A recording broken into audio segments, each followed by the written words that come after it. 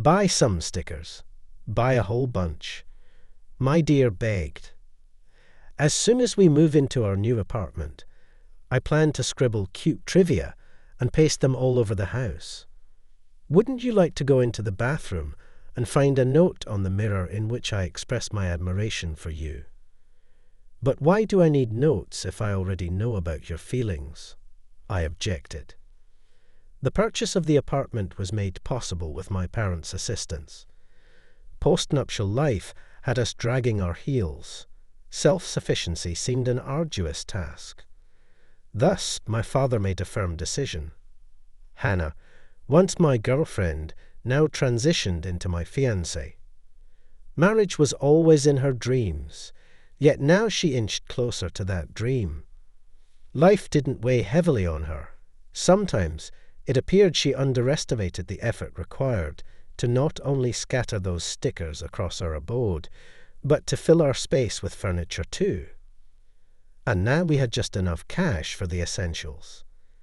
We've been in our new spot for about a month and even snagged a fresh wardrobe. The following weekend, I planned a trip to see my folks out in the burbs. Saturday rolled around, and I geared up to head out, but Hannah decided to hang back. It was her friend's birthday shindig. The gift was already sorted, so she didn't need to bail. Early in the morning, I bolted, leaving a sticky note, all pretty in pink, slapped on the bathroom mirror. Don't tipple too much, love you, it simply stated. We kept in touch throughout the day. Hannah sent me a snap of her party outfit. As midnight approached, a flurry of tipsy text messages and a couple of voice notes were anticipated, hoping for a swift response on her part to head back home. But then, abruptly, my phone lost signal. I had to cut my night short and return home instead, though I had intended to stay with my parents, at least until evening. My mother, as she accompanied me to the train, urged me not to hold any grudges against Hannah, noting that she's still young and struggles to commit to anyone. My phone was lifeless, and I might have even misplaced it. I wrapped my arms around my mother and hurried back home. Gently inserting my key into the door, I stepped inside the apartment. Absolute quiet prevailed. I glanced into the bedroom, and lo and behold, there lay my fiancé, blissfully asleep, evidently legless from the night before, his snores filling the air. The scent in the room hinted heavily that he and his buddies had nearly emptied the local pub. Shutting the door behind me, I wandered into the kitchen, fired up the kettle, whipped up some scrambled eggs, and cracked open a beer. As I nibbled on my breakfast, my eyes caught sight of those pink stickers scattered across the table. Right beside the pen, those sticky little reminders seemed to be drunkenly begging to be noticed. It struck me then to multitask a bit. I recalled Hannah had promised a sentimental note.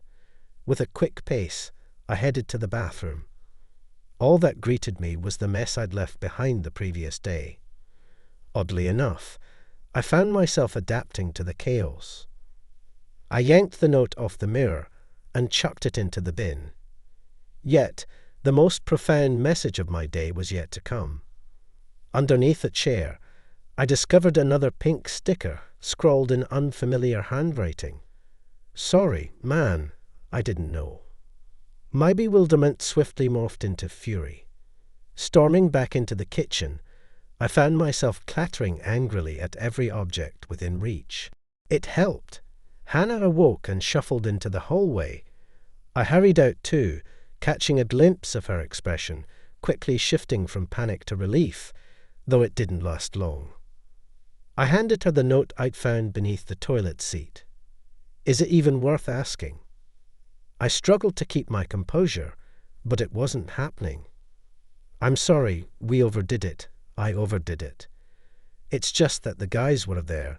They offered us drinks, and the girls asked me not to mention I wasn't alone. Sort of like a dare, but then they went ahead and found others. Hannah stammered an explanation. Did you really cheat just because a friend asked you to? I didn't mean to. It was the booze. I don't even recall if anything happened. The last thing I remember, I said I lived alone and gave the address. He called a cab, said he'd just dropped me off.